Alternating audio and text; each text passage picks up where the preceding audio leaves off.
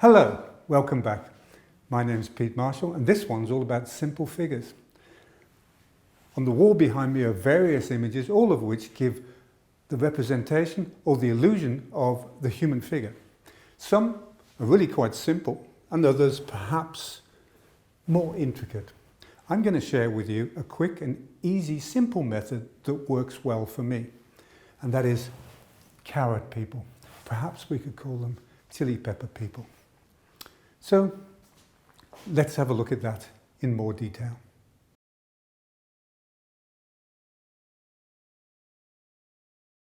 We're going to be using a large brush and some black paint.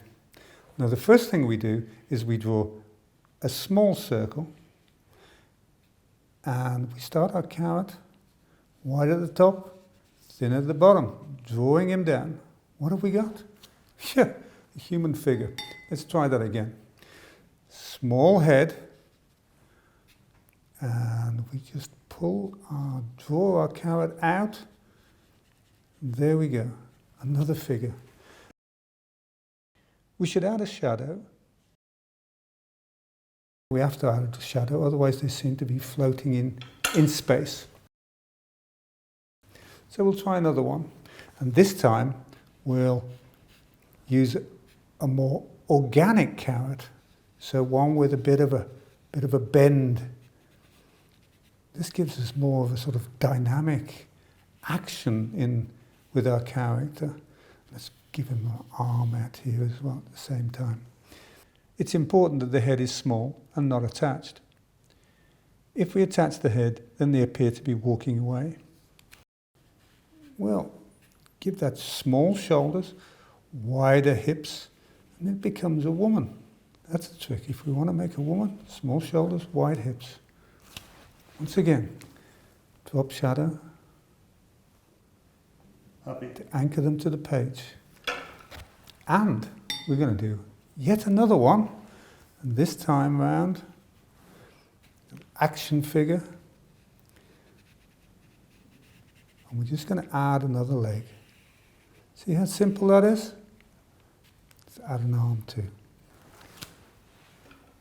Basic, simple carrot figures. Okay, now I'm going to show you something which involves the same simple carrot figure, but with lighting.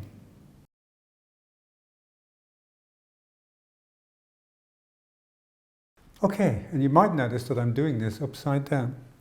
We start this time by doing the outline of the head. We keep it small. And we do the shoulders. So here we go. Shoulders, outline of the head, draw it down. So we're basically doing it in reverse. This is called negative shape painting or reductive painting. So here's the top of our body. And for the bottom part of our body, we're going to make the inverse of that. We're going to draw the bottom part in black. I'm going to add a couple of feet at the bottom just to make it a little more interesting.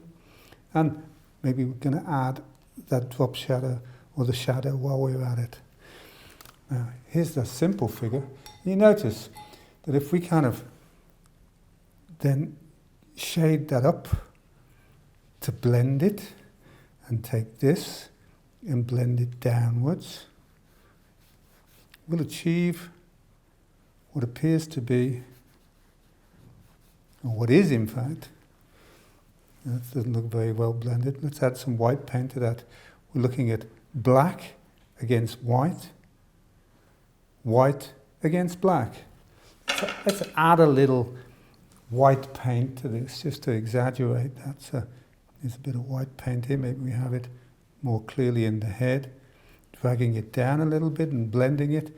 And from here we'll just pull it, perhaps a little too much, pull it up and blend that in. Yeah. A simple figure, only this time with some more impressive or more dynamic, I think that's the word, lighting, dynamic lighting. And we're introducing contrast here. This is an important concept. light against dark, dark against light. So okay, until the next time.